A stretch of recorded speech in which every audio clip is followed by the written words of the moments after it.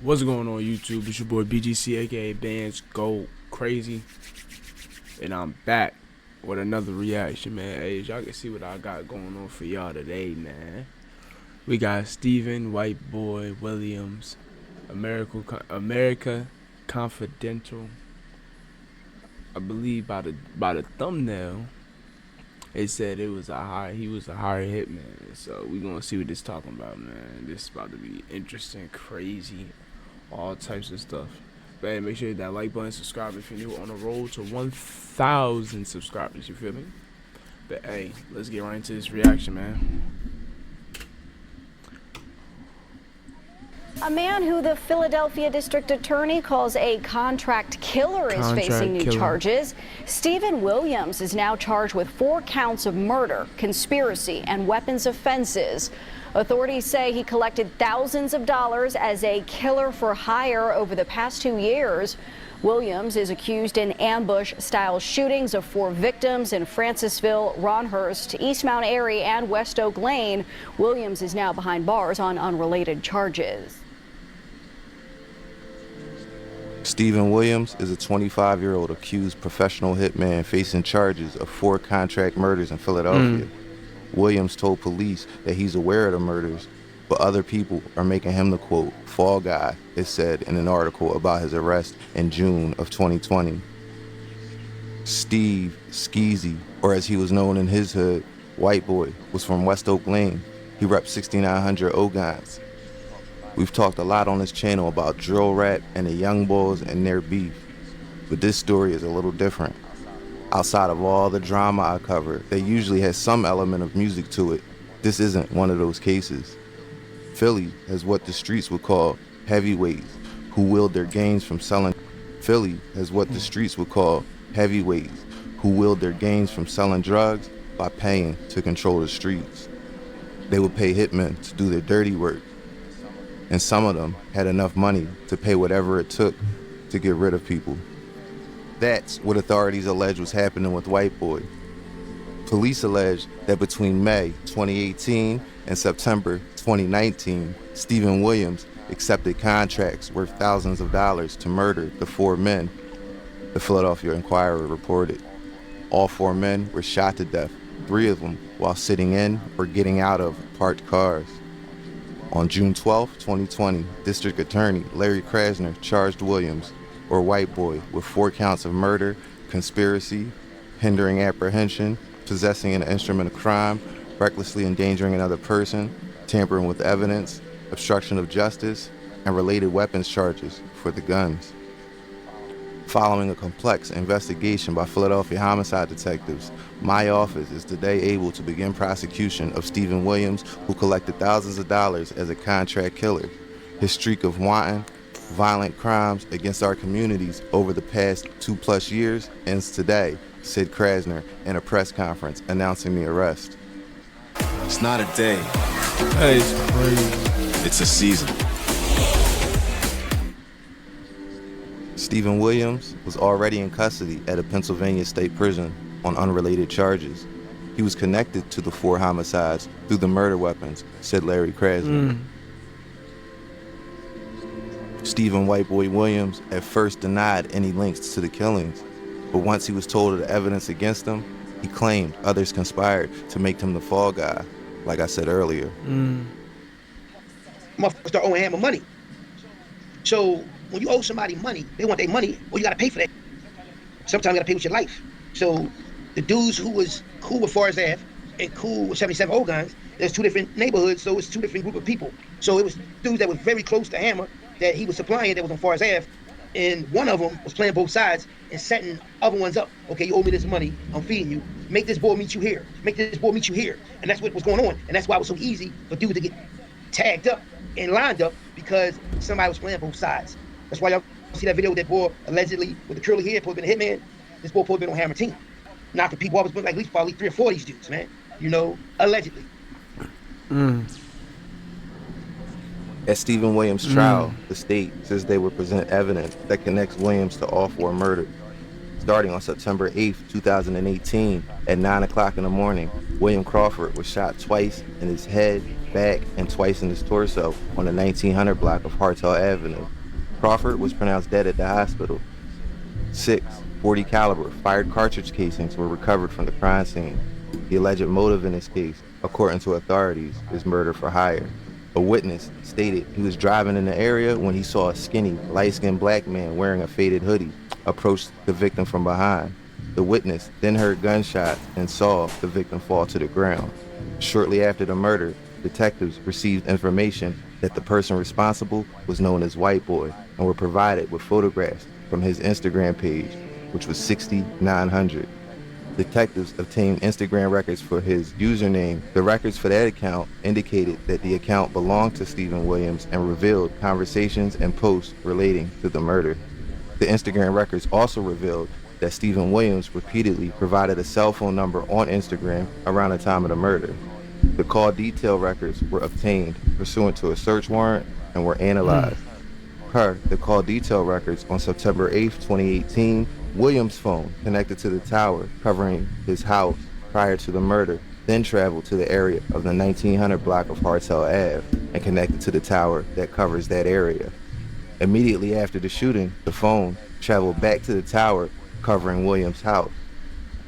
In February of 2020, homicide detectives received information from the ATF of a ballistics hit that matched the crime scene of 2 different murders, the murder of William Crawford and the one of Richard Isaac, which we'll talk about in a second. The .40 caliber fired cartridge casings recovered from the respective scenes were fired from the same weapon, according to authorities. The murder weapon is a .40 caliber Glock 27 with a serial number that they established.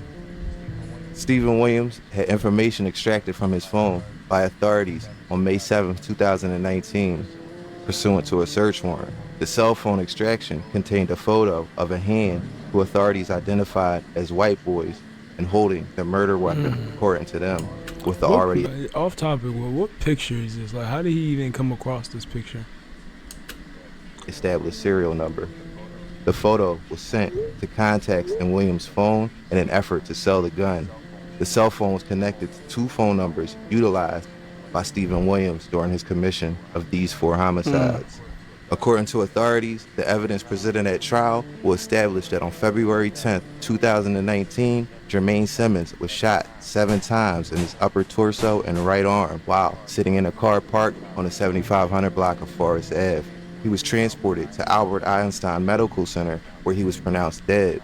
The crime scene was processed and 11 .45 caliber FCCs were recovered and 7 9mm FCCs were also recovered. Damn. A witness stated that she was on 7500 Forest Avenue when she heard what she thought was firecrackers. She looked out the window and saw a black car shooting 2 guns into another car and then speeding down Forest Ave. She then saw the driver's side door of the victim's car opened. She left her house and walked towards the car and heard a woman yell, "He's on the side of the apartment building." The witness observed Simmons in the driveway, lying on his side. He was unresponsive. Surveillance video that was recovered captures a black car entering the 7600 block of Forest Ave and then parked on the west side of the street. That same black car then pulled back into traffic and traveled southbound onto the 7500 block of Forest Ave and out of the camera's view. Video cameras were able to capture the license plate of the black car that was seen on camera. Stephen Williams was stopped in that car 7 times between December 2018 and May of 2019. He was arrested while driving that vehicle on May 7, 2019, which led to the search of his cell phone. After Williams' May arrest, the black Lexus was released to the defendant's family member on May 12, 2019. That same black Lexus was located and recovered by police on the 2600 block of Napa Street. A search warrant was served on the vehicle. Mail, proof of residence, and photos of Stephen Williams were recovered.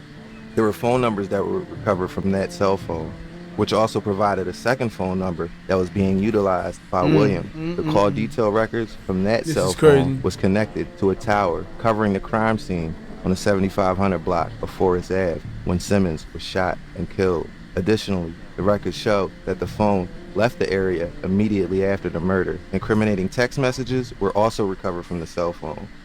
Authorities say that on March 25, 2019, Richard Isaac was shot 6 times while sitting in a chair on the front porch of a home in East Mount Airy. Police transported Isaac to Einstein Medical Center where he was pronounced dead. Recovered from the crime scene were 8 .40 caliber FCCs, 2 projectiles, and 2 bullet fragments. The alleged motive in this case was also murder for hire. Detectives received information from the streets that the person who shot and killed Richard Isaac lives near the Cheltenham Mall and that they call him WhiteBoy. WhiteBoy is a known nickname for Stephen Williams, based on Instagram records and other information. Additionally, Williams resided less than a mile from the mall. This is all according to authorities and is in Stephen Williams' motion for consolidation of these 2 cases. Based on a review of the 6900 Instagram account, detectives were able to identify a number utilized by Williams at the time. Records indicate that the phone was connected to the tower on Meehan Street where Isaac was killed. So this nigga used his phone, his car. He was just cooked from the beginning, man. You use your own phone and your own car. And that same cell phone record indicates that it left the area immediately after the murder. Surveillance video of the incident, when compared to photos posted on the 6900 Instagram page, revealed that Stephen Williams was wearing the same clothing that was captured on surveillance. That's crazy. Earlier, I said that there was a ballistic match. This crime and the William Crawford murder both had .40 caliber FCCs that were recovered from the respective scenes. Authorities say that those .40 caliber shells were fired from the same weapon. Once again, authorities claim to have pictures of WhiteBoy holding this particular gun, and they have serial numbers to apparently back it up. Authorities also maintain that they plan to establish at trial that on Saturday, May 4th, 2019, police were flagged down by a pedestrian at 20th and Girard Avenue and were told that there was a shooting victim inside a vehicle at the intersection of Corinthian and Girard. Police went to the car and found Leslie Carroll suffering from 6 gunshot wounds to the neck, upper torso, and shoulders. The victim was pronounced at Temple Hospital. 8 .40 caliber fire cartridge casing and a projectile were recovered from the crime scene. A witness stated she heard gunshots coming from the intersection of Corinthian and Girard Ave and saw a black vehicle speeding away west on Girard Avenue. The witness saw what appeared to be a male slumped over or sleeping in a blue vehicle, and there were bullet holes in the car. 15 to 20 minutes later, the witness saw a female flag down a police car and direct the officers to the blue vehicle. Surveillance video was recovered and shows a black 4-door Lexus following the defendant's vehicle as it drove south on Ridge Ave and then pulled into a gas station at 19th and Girard. The Lexus's license plate matched the same license plate that is known to the car associated with Stephen WhiteBoy Williams. The video captured the black Lexus following the victim's car to the gas station to the immediate area of the shooting, and although the shooting is not captured on camera, the Lexus is seen fleeing from the location after the shooting and is indicated by the response of the witnesses. Stephen Williams has been stopped by police in that same black Lexus 7 times, as I mentioned earlier, from December of 2018 to May of 2019. Stephen WhiteBoy Williams was stopped in that car on May 7, 2019 when he was arrested, and the phone mentioned above was recovered. In the extraction of that phone, messages about each of the above murders were revealed. And there was also another phone in which Stephen Williams sent photos of Leslie Carroll and said, "I think that's him," consistent with the time the Lexus was following Leslie Carroll's vehicle. Additionally, just like every other incident I've covered so far, the cell phone data indicated that the phone was traveling in the area of 20th and Girard when Carroll was shot and killed, and then fled west on Girard, as described by witnesses. Less than 5 hours after Leslie Carroll was shot and killed. Yeah, I ain't gonna lie, the amount of evidence they got, the fact that they know these shits is like, it's like, nigga, they was, like, he dead ass just told them exactly, like, step by step, exactly how he did this shit. WhiteBoy Williams sent out text messages to 8 different people announcing that he had a .40 caliber Glock 22 for sale for $750. The FCCs recovered from the crime scene were fired from a .40 caliber Glock, which is consistent with the weapon that Stephen Williams attempted to sell, according to authorities. Additionally, WhiteBoy's phone contained a screenshot photograph that was dated May 4th, 2019, which read, "Shooting in front of Girard College. Reports are that the person passed away." This screenshot is from the Instagram page No Gun Zone. Stanley Crawford The father of William Crawford remembers every excruciating detail from the morning of September 8, 2018, when his daughter frantically called him and said his son William had been shot. I see my son's blood from the gunshot on his right temple, his right cheek, and chest splattered on the ground, Stanley Crawford said. After William's death, Stanley founded the Families of Unsolved Murders Project. It's a grassroots organization that seeks to bring attention to cold cases by using peace marches, neighborhood cleanups, and anti-violence events to try and help improve the quality of life in black communities. If giving Philadelphia the right to have its own gun laws saves lives, the court should do it, said Stanley Crawford. To not would demonstrate our government has lost its humanity. 10 survivors from Philadelphia and Pittsburgh joined the city of Philadelphia and Ceasefire PA Education Fund to sue the Commonwealth for endangering lives, especially the lives of black residents who are 20 times more likely to be murdered with a gun than white Pennsylvanians. With the passage of the 1974 Limitation on the Regulation of Firearms and Ammunitions Act, the General Assembly handcuffed local governments and barred them from enacting evidence-based policies like requiring permits to purchase firearms and extreme risk protection orders. As shootings escalated, a trove of data from other urban centers provided options to each legislators for statewide policies that would prevent the violence. In each session, dozens of bills languished without even a hearing. Stephen Williams is due in court next month. According to court records, it looks like he might have pled out. He himself posted that he got 18 years. My speculation is that his private attorney told him that a deal would look like 18 years if he cooperated. To be very, very clear here, I don't know what the deal looks like and what is expected of him. Normally, in a case like this, where the prosecutors suspect that the defendant is a hitman for hire, they want something in return, most likely a name. We begin with breaking news. Police are on the scene of a deadly shooting in Manayunk. Eyewitness News on the 300 block of DuPont Street. That's where investigators say a man was found shot to death inside a Hyundai SUV parked inside a garage.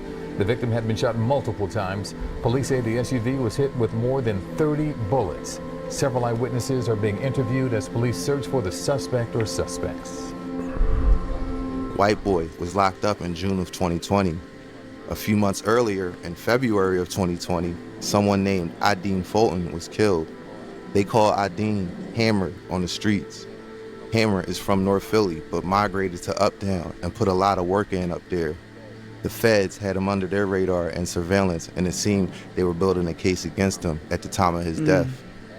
After his death, they had access to his phone. My speculation is that they saw messages between him and WhiteBoy, and that's how they were able to find out as much as they did.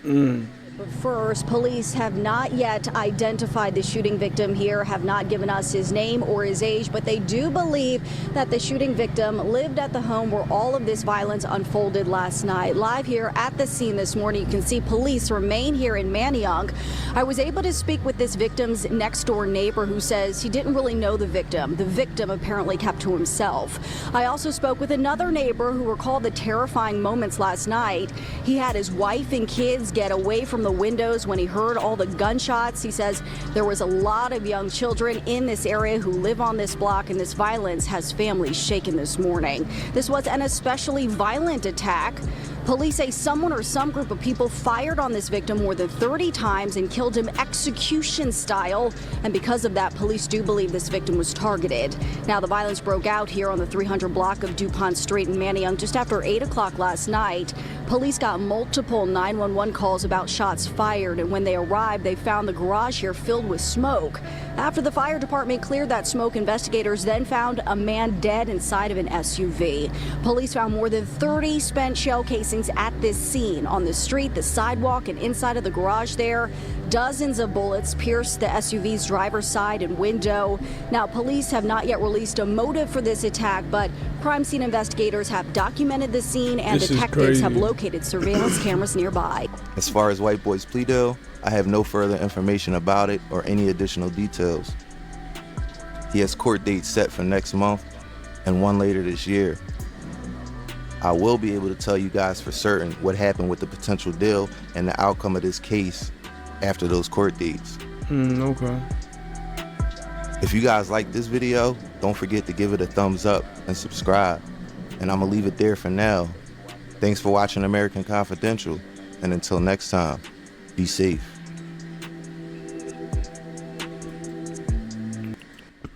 Oh, excuse me. My bad. Hey, man. That was Stephen WhiteBoy Williams, American Confidential. Hitman for Hire, man. That was crazy. Make sure you hit that like button, subscribe if you're new on the road to 1,000 subscribers, man. But hey, y'all enjoyed that one? If y'all got anything recommended y'all want me to react to, y'all already know, hit that comments, man. But hey, I'm gonna catch y'all on the next one. It's your boy BGC, aka Bands Go Crazy. And I'm out this thing, man.